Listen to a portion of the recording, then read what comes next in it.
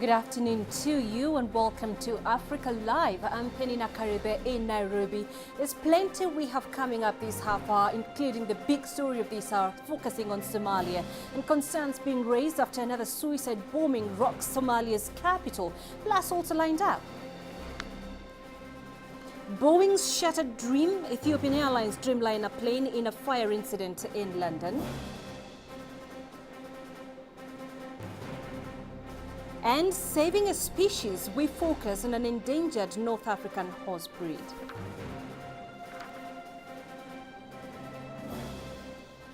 Now, lead story this hour, as we mentioned, is Somalia, where a deadly blast has once again shaken the capital, Mogadishu. A suicide bomber attacked an African Union convoy on Friday, just opposite the United Nations base that was struck by a deadly blast in June 19th. CCTV's Mohamed Hirmoge has the details. The attack on the highway leading to the airport in Mogadishu was aimed at a convoy of African Union troops. A suicide bomber rammed an explosives-laden vehicle on a convoy, killing at least 7 people. We heard a loud blast and rushed over here. Then I was told 3 boys might still be at the tea room that caught fire. We are all confused. We cannot tell the casualty or damage caused now. A suicide bomber with a vehicle hit the military convoy of the African Union. Neighboring shops were destroyed and many civilians were killed. Bodies of civilians were pulled out from the debris of shops and tea rooms along the road. The African Union has confirmed that 2 soldiers on an armored vehicle were wounded in the attack. The scene of the blast is once again close to the city's fortified airport, which is the main base for the African Union peacekeeping force, AMISOM.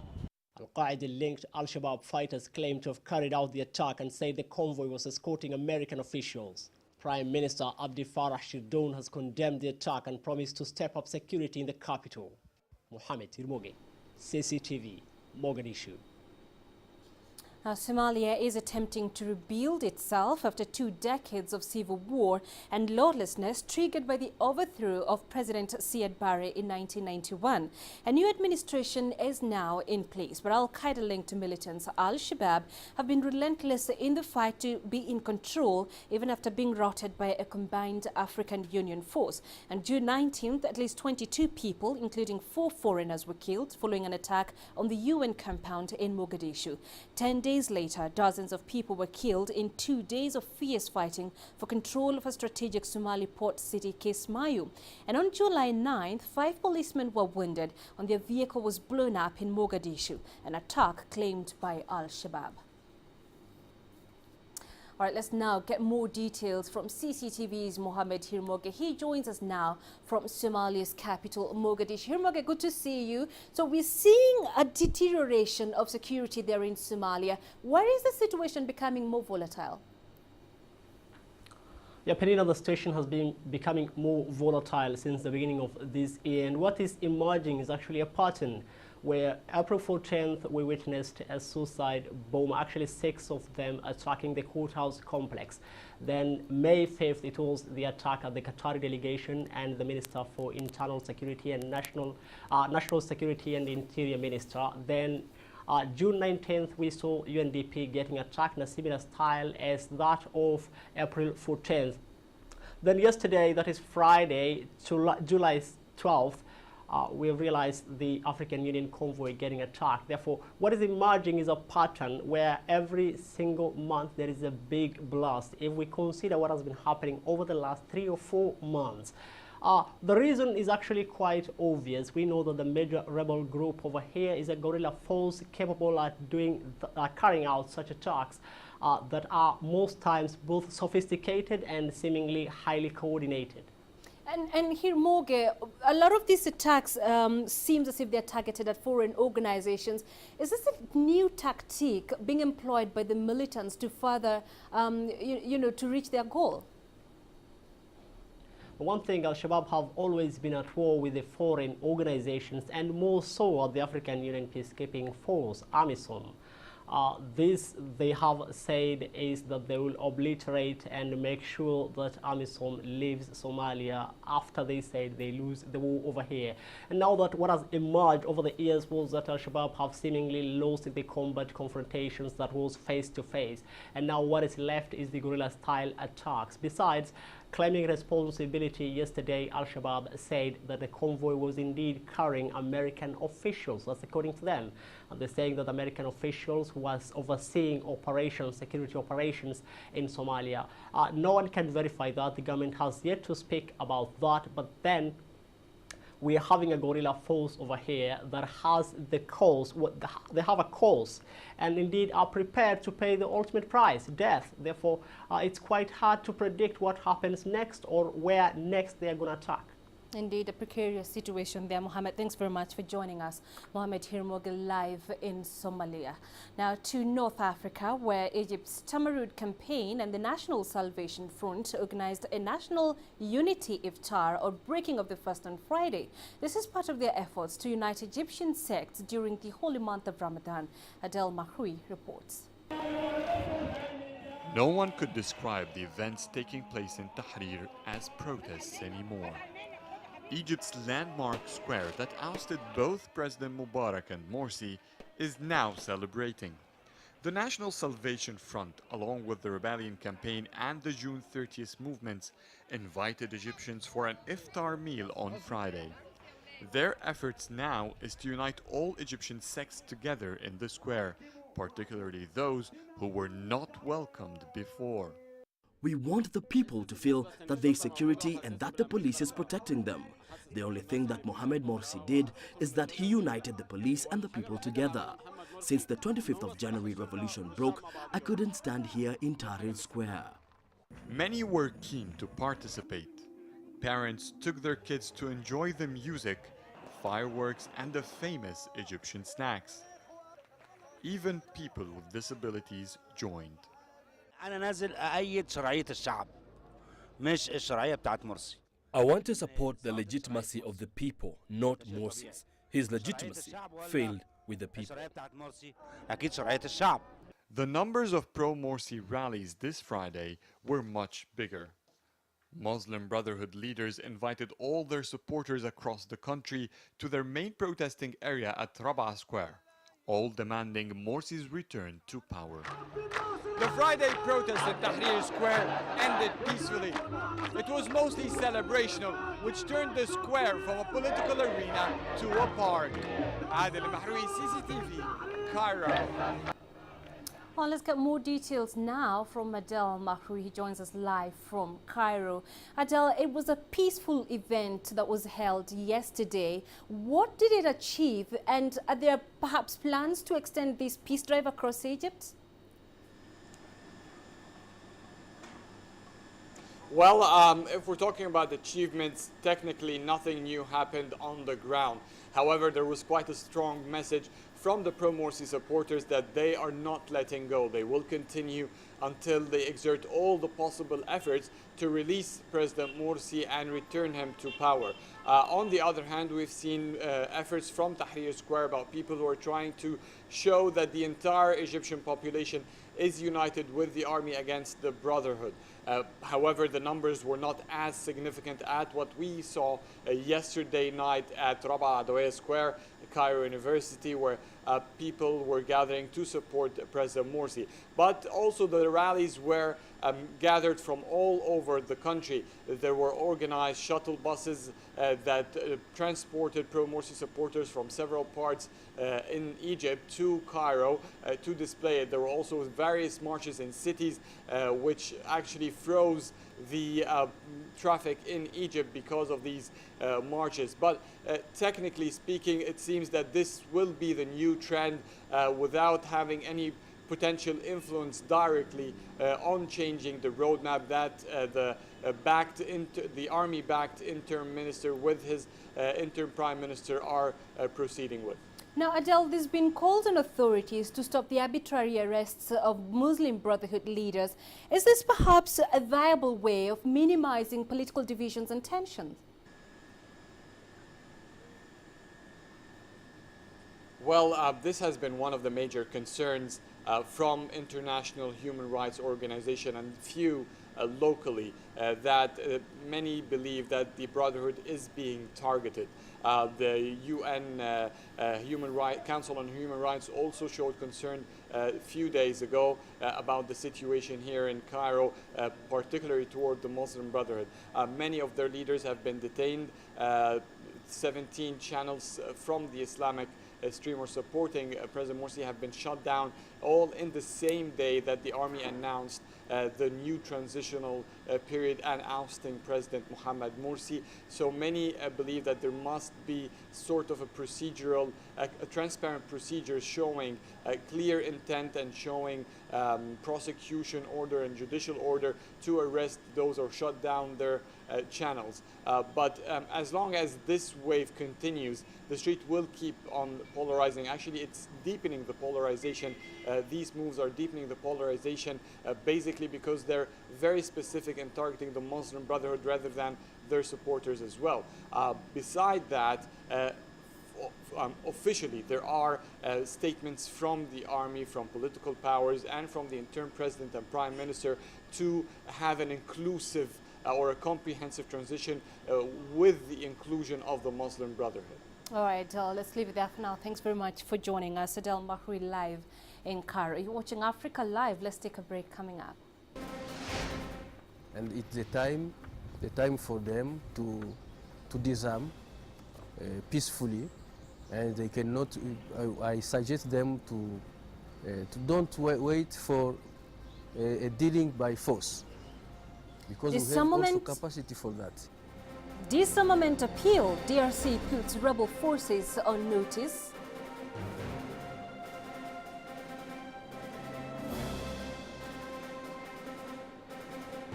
And Boeing's shattered dream. Ethiopian Airlines Dreamliner plane in a fire incident in London.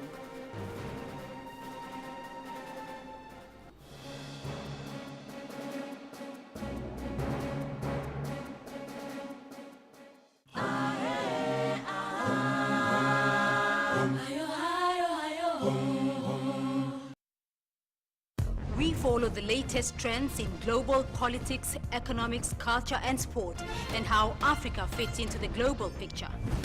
You decide what's important. We need to trade justice. Africa's future will be determined by Africa. For women's equal opportunity, for a better life. We have to change something, and it's not the outsiders. Talk Africa, a new voice for the world.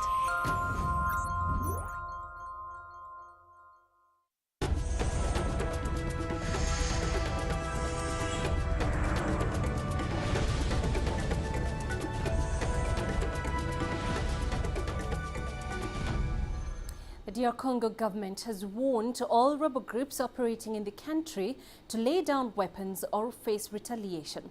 Congolese Army spokesperson Olivier Amouli told CCTV that now is the time to disarm. This comes days after UN peacekeepers clashed with a group of unknown gunmen, killing 4 of the attackers a few kilometers outside Goma. CCTV's Hilary Ayasiga reports.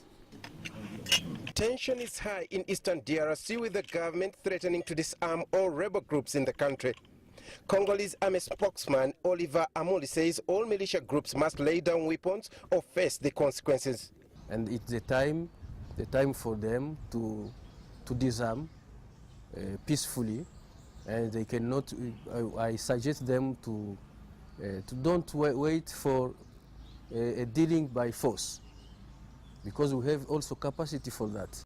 This warning follows an attack on an M23 position by unknown gunmen. The M23 reportedly countered the attack, and the armed men ran towards a MONUSCO base before being fought off. The injured, now in hospital in Goma, claim to be civilians who fell in the line of fire.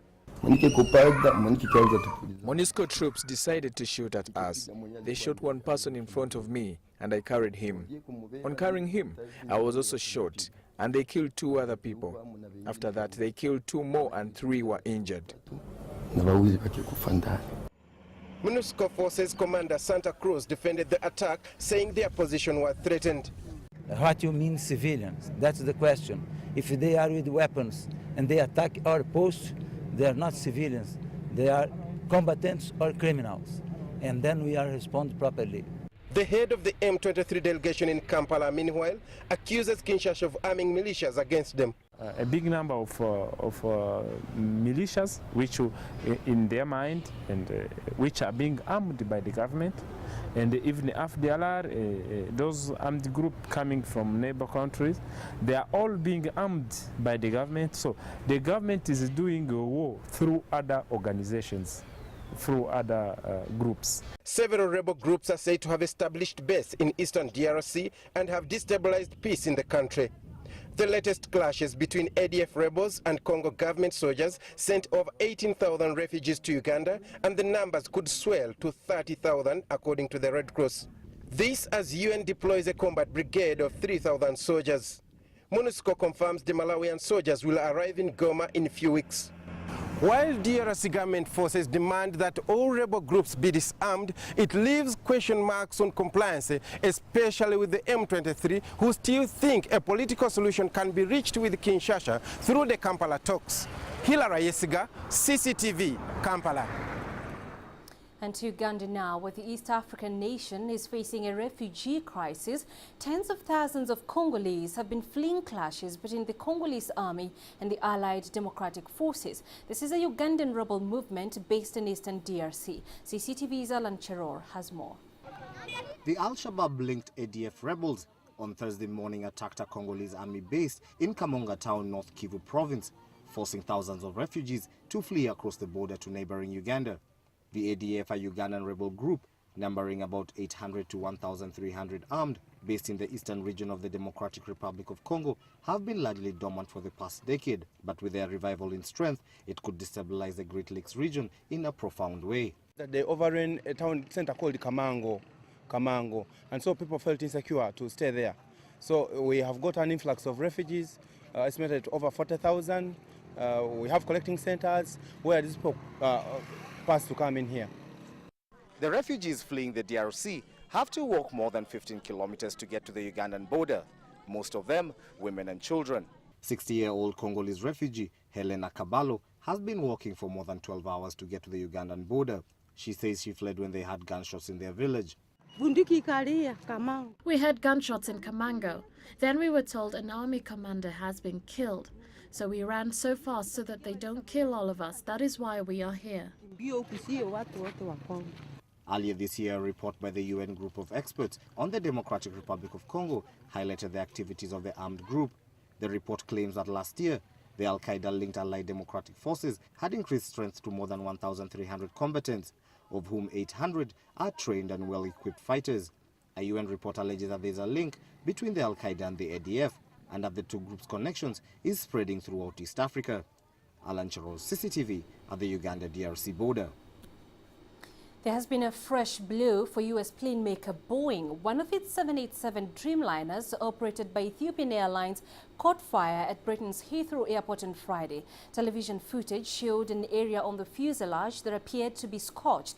Heathrow briefly closed both its runways to first contain the fire, which broke out while the plane was parked at a remote stand. No passengers were aboard. The latest incident comes only months after the Dreamliner returned to service.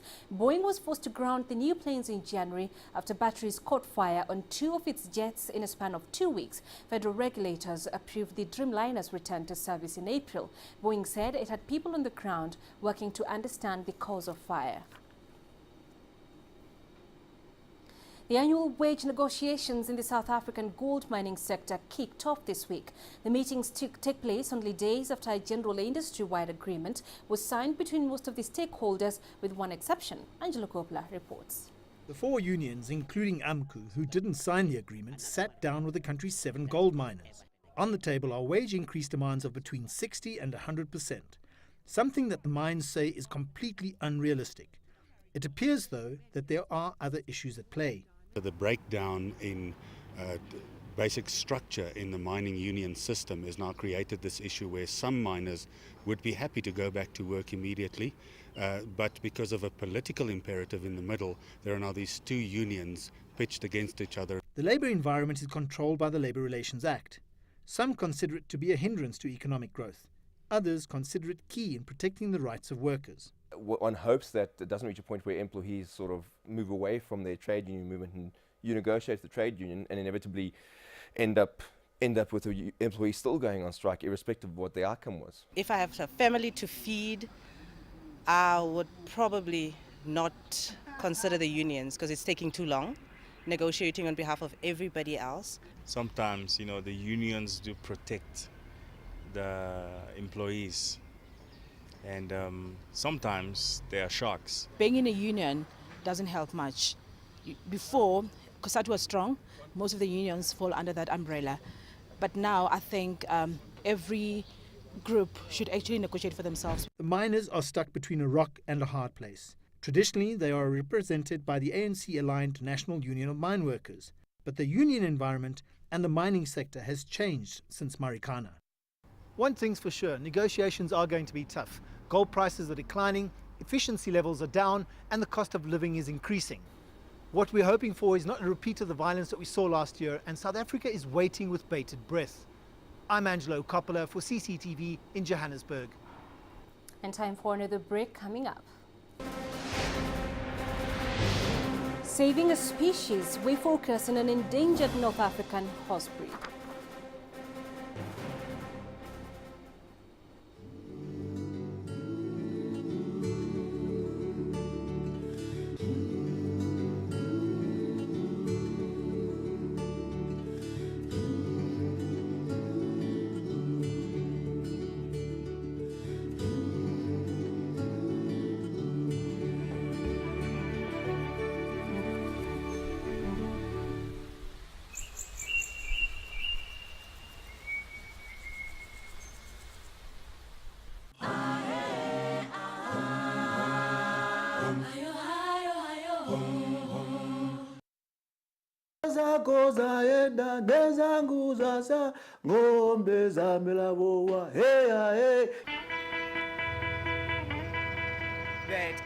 I was making a pretty penny. I was traveling the world.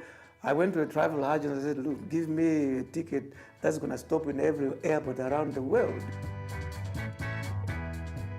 We intend to cause havoc. Which used to cause riots. Places would have to be closed down for weeks to repair the damage because the fans rioted. This story was almost lost. Suppose I didn't live like the rest of the guys didn't.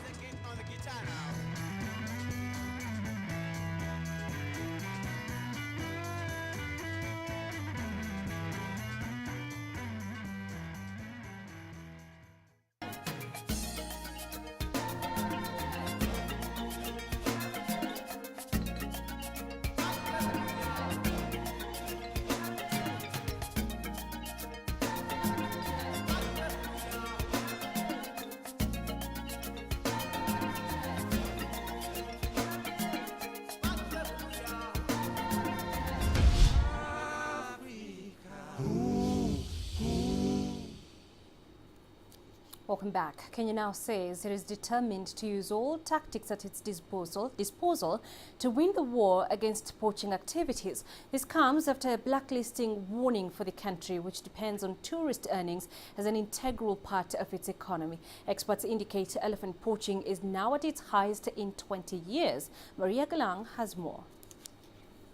Following the warning issued by the Convention on International Trade in Endangered Species of Wildlife and Fauna, or CITES, to stop poaching activities in the country, the Kenya government has announced it will not hold back on its fight to completely eradicate the menace. CITES had given the country 6 months to stop the smuggling of ivory and other wildlife cargo through the port of Mombasa. This follows the recent seizure of several containers with ivory and other contraband destined for the Middle East. That from the highest level of government, we are aware of this menace and that we're doing everything possible that we can to cope with it and also to eradicate it. When you have a passion for anything, you are ready to die for it. International trade in ivory is grossly affecting the country's tourism sector, which is a major foreign currency earner, raking in an average of $1.2 billion a year. With the just commenced wildebeest migration at the world-famous Masai Mara, which draws thousands of tourists, Kenya certainly does not need any negative publicity. In December, 9 elephants were killed outside the Tsavo National Park in southeastern Kenya. This month, a family of 12 was gunned down in the same area. The menace is affecting many African countries, mostly elephants and rhinos. During the 1980s, more than half of Africa's elephants are estimated to have been wiped out, mostly by poachers hunting for ivory. The Kenya Wildlife Service is now working with international partners to stop the current situation. Cutting the illegal trade links from the origin to the end of the chain is what they see will help them win this war. Maria Galang, CCTV. The Bab horse is a northern African breed with a rich history spanning over 4,000 years. However, in recent years, there has been fears that the horse, which possesses a fiery temperament and a typical sport horse conformation, may be endangered as a result of the local government and residents' negligence in protecting this species. Jin Keo reports. The Bab horse has been a feature from ancient times in northern African Barbary region, where present-day Morocco, Algeria, Libya and Tunisia can be found. Currently, Algeria has become the largest horse breeding location. The horse species is famous for strength, super endurance, speed and fast response. The Bab is also a light riding horse, noted for its stamina. It has a powerful front end, high withers, short back, a sloping croup and carries its tail low. It is hardy with clean legs and sound hooves. It does not have particularly good gaits, but gallops like a sprinter. The predominant color is grey, but bay black, chestnut and brown horses are also found. The Bab horse was expropriated for as a war horse during the Algerian struggle for national independence and played an important role in the liberation war against France. The difficulties we are facing is that there is no government funding. We strive to breed horses. The Wild Organization of the Bab horse, founded in Algeria in 1987, was formed to promote and preserve the breed. Unfortunately, due to the complex political situation in Algeria, the organization has since the 1990s almost stopped working. Relief came after 2001 because Algeria entered a new phase of nation reconstruction. More attention began to be paid to the protection of the Bab horse. We need government assistance for horse breeding. We have tried our best. We even requested the Ministry of Agriculture to help us.